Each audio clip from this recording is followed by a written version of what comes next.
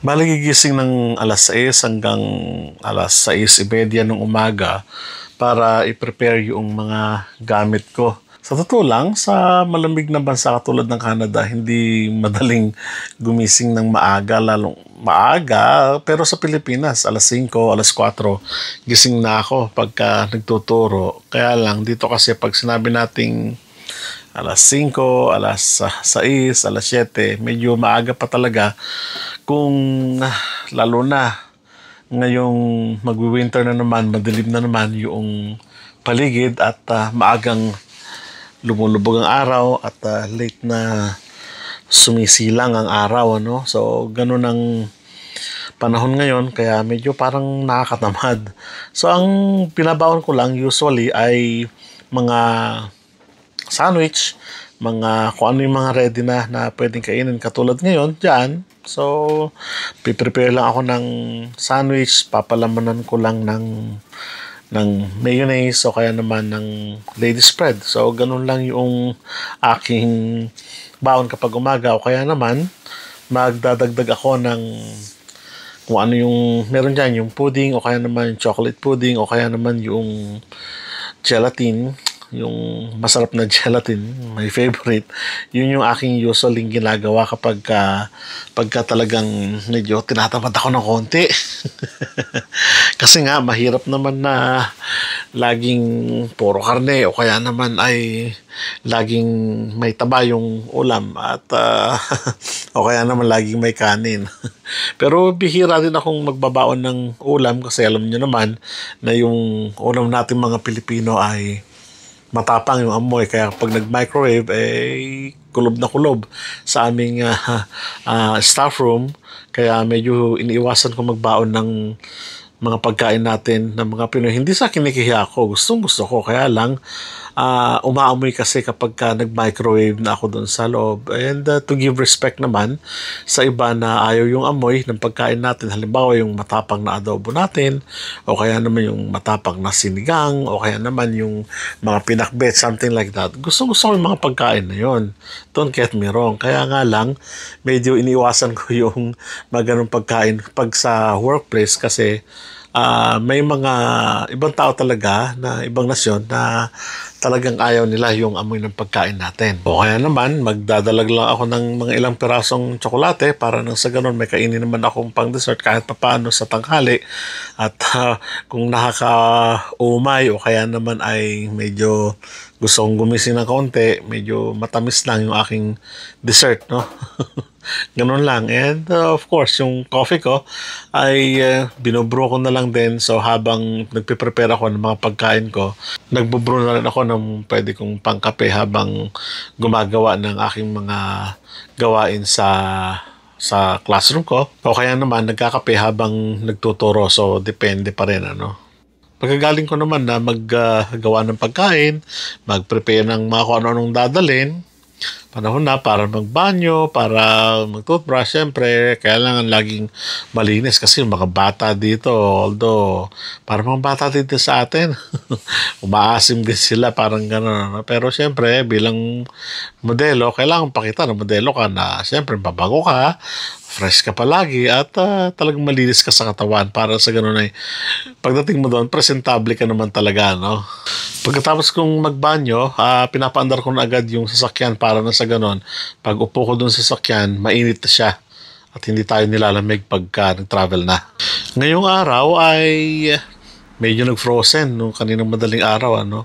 Kaya papansin niyo wala nang mga halaman, patay na. Hindi naman totally patay, may mga ano pa yan, may mga buhay na ugat pa rin yan. Kaya lang medyo may kalamigan ngayong araw. Yung nakikita yung ano dyan, costume ko yan. Yan, nalalaglag na yung costume ko. Papunta na ako sa sasakyan para mag-ready naman sa aking pag-travel na. Medyo talagang malamig ngayong araw. Yung hindi nakikita sa video pero yung mga damo na yan sa gitna niya, nagyayelo na yung ano, yung gitna niya, medyo frozen na talaga. Kung makikita nyo nga, umuusok pa yung sasakyan di ba? Ibig sabihin, senyales na, hay nako, mag-winter na naman at malamig na naman talaga yung ating paligid.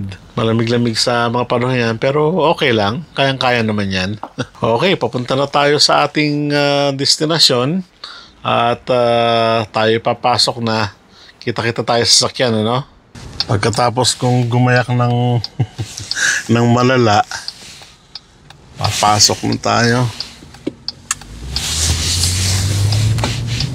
Ang oras ng klase dito sa Saskatchewan, actually iba-iba, ay nung sa school namin nag-start kami ng 8:30, pero dapat 8:15 nandun ka na.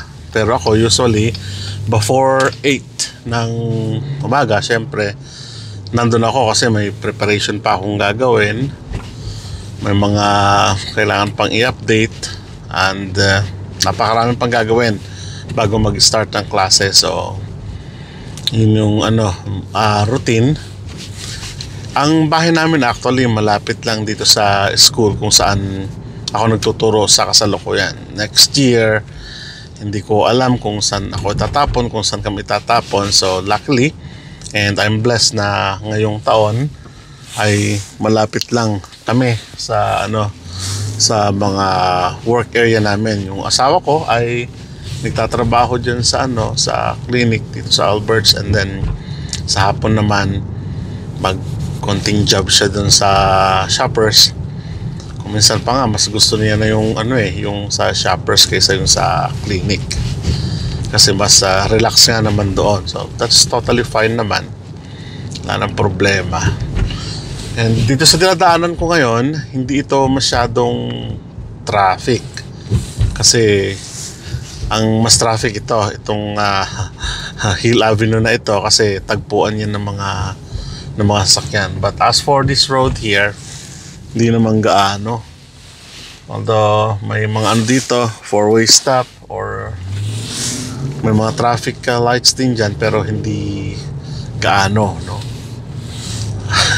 Kuminsan pa nga iniisip ko mas maganda ata sa kabilang daan, kaya lang mas medyo mapapalayo ako ng konti. Pero okay na dito, mas mabilis dito kaysa dyan sa kabilang daan, yung salubungan na yan, Elphinstone. Itong bus na nakikita nyo dati, yan ang sinasakyan ko papunta dun sa Harbor Landing kung tawagin namin dito. At pabalik naman doon sa papunta naman ng downtown, yun naman yung bus 7. Salubungan, yan ang bus ang transportation namin dito sa Regina. Yan, bus 9, yung sasalubong natin, bus 7 naman yan. So, iisa ang route niyan. Hindi isa, kundi nagsasalubong yan palagi. Meron pa ngayon time na talagang na-late ako sa trabaho dahil yung aking sasakyan, itong sasakyan ko ay dinala ko sa casa para sa annual niya, parang check-up, update ko ano-ano. Sumakay ako ng bus.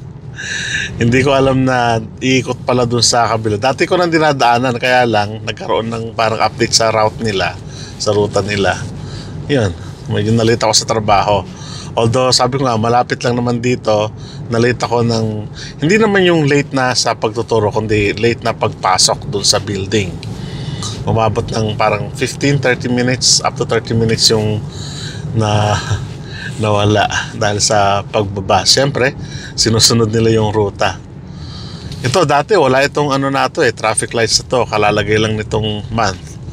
Kasi high traffic. Sabi ko sa kabila high traffic talaga, kaya ang binabaybay ko sa sa pagtatrabaho kahit saan, yung hindi high traffic na tulad ng mga daan ito. This is Argyle pa rin ito, karugtong nung kanina.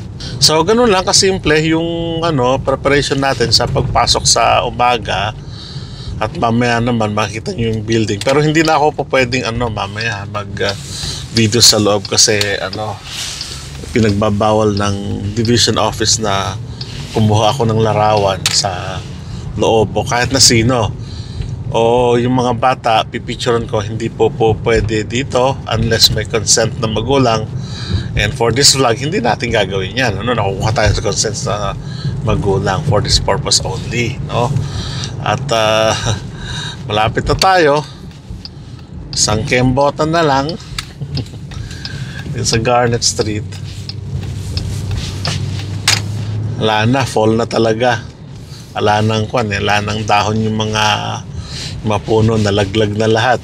Itong ano na to, road na to, nawalis na nga ito ng city. Ibig sabihin natanggal na yung yung mga tuyong dahon.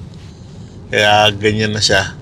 Pag ganito na, syempre, katulang costume party namin ngayon, ramdam mo talaga na mag-winter na kasi wala ng dahon. Costume party na ng mga bata. May costume pa rin na yung mga bata, kasama yung mga kami, teachers, syempre din support sa ginagawa namin. So nandito na tayo sa sa workplace ko ngayon. This is my school kung saan ako nagtatrabaho. At kakat natin dito syempre yung ating video kasi nga hindi tayo pwedeng mag-video sa loob, So may sarili akong paradahan. Yan, number 17. Kasi naka-assign lang yan para sa isang pangalan. Therefore, kung saan ka in-assign, dapat doon ka rin magpaparada. So, anyways, siguro may video sa loob pero konti lang. At kita-kita naman tayo mamayang hapon, At kita-kita naman tayo mamayang hapon para sa afternoon naman ng ng shift ko o ng pagtuturo. So, let's go. Yan, pag upo ko pa lang dyan, kailangan naka-open na yung aking laptop, kailangan naka-ready na yung mga gagawin, mag-check ng emails galing sa magulang, galing sa division office, galing sa principal, lahat yun mga kailangan kong gawin kapag medyo nakaupo na ako dyan sa aking desk na, sa aking table na yan.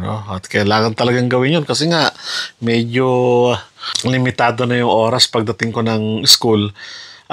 Bali, ilang minuto lang naman yung travel mula sa bahay hanggang dyan sa trabaho ko ngayon, sa aking pagtuturo. Kaya pagdating ng mga 7, let's say 7:50, 7:45, 7:55, parang ganon, ay parang 15 minutes na lang yung ilalagay ko para mag-check ng mga preliminaries, ibig sabihin mga emails, ganon. O kaya daw kung ano yung mga announcement pa. And then after that, ipiprepare ko naman yung aking mga gagawin pa ulit.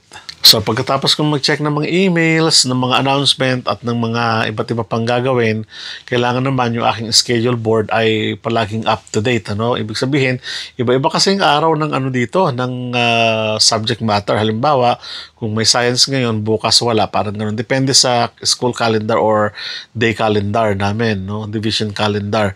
So yung ginagawa ko na ngayon dyan ay nagpapatla ako ng mga subject matter chart ko, ng mga subjects para sa buong isang araw, para pag tinignan ng mga bata, hindi na sila magtatanong ng, hey, what are we going to do today? Parang ganon. Medyo mahirap kasing yun medyo mahirap kasing tanongin yun at paulit-ulit na lang tatanong, kaya ilagay mo na lang dyan, So yung calendar ko, nakikita nyo, ay nakaset na rin, At kailangan baliktarin ko rin yan, from halimbawa October 29, 30, 31st, Friday, parang ganon, November 2nd, parang ganon. So dito ay pinapalitan ko na lang yung mga date para nang sa ganon makita ng mga bata, ngayon ay October 31st, Friday, day 5, day 4, parang ganon. Hindi na sila magtatanong, Kasi kung tatanungin pa nila yon na naman lahat, ituro mo na lang sa board. Ibig sabihin, nandun na. So, yung mga magnet calendar ko, dapat physically nakikita nila na nandun sila. Ibig sabihin, dapat present sila doon sa kanilang ginagawa. At bago tapusin lahat yan sa board, check ko muna yung aking projector kung gumagana o hindi.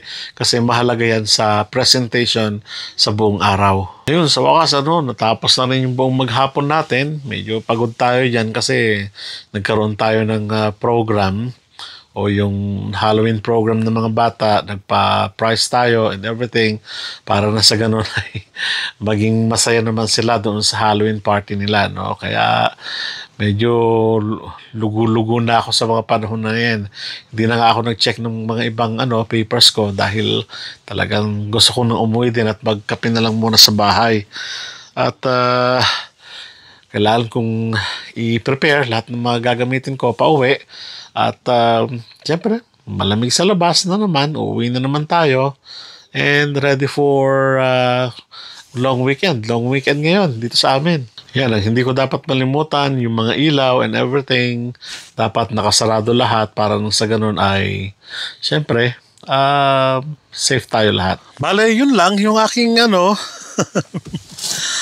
routine sa araw-araw, Monday to Friday. Kanina nga medyo talagang busy at kasi yung Halloween party ng mga bata ng afternoon, after ng Halloween parade namin. Nakatawa, nakita sa video, no, nalalaglag pa. Ganun din nangyari sa akin sa Halloween parade kanina, kaya sokbit ko yung yung mga kaluban ko ng martilyo and for carpenter, no. So ako kanina si Bob, no, alam niyo yung character na yun. At yun. So sa kabuuan, hindi naman mahirap talaga maging teacher dito sa Canada in terms of sa trabaho, kasi nga provided naman lahat ng gobyerno at ng division office, lahat ng kakailanganin maging sa mga papel na gagamitin, provided lahat yon. At sabi ko hindi na ako nakapag-vlog kasi nga talagang medyo pagod na ako kanina. Nung lumabas ako ng classroom kanina, diretso na rin sakyan at nandito na tayo sa bahay, at dito na lang natin naisipan na nga pala, kailangan nating i-end yung ating vlog sa ngayon. So hopefully ay nag-enjoy po kayo sa a day in the life ng isang guro dito sa Canada. Not all ganito ang sitwasyon ng mga guro dito sa Canada, but for sure karamihan sa mga guro dito sa Canada na katulad ko ay halos pare-pareho ng routine, busy, enjoy, medyo magagalit ng konti kasi nga yung mga bata makukulit, pero okay lang yan. Ganoon talaga mga bata, no?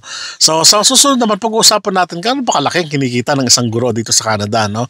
Para naman sa ganoon may mga ideya yung mga gustong mag-change ng kanilang career, magpunta dito sa Canada at na maging guro, kaya naman at least magkaroon man lang kayo ng idea, no?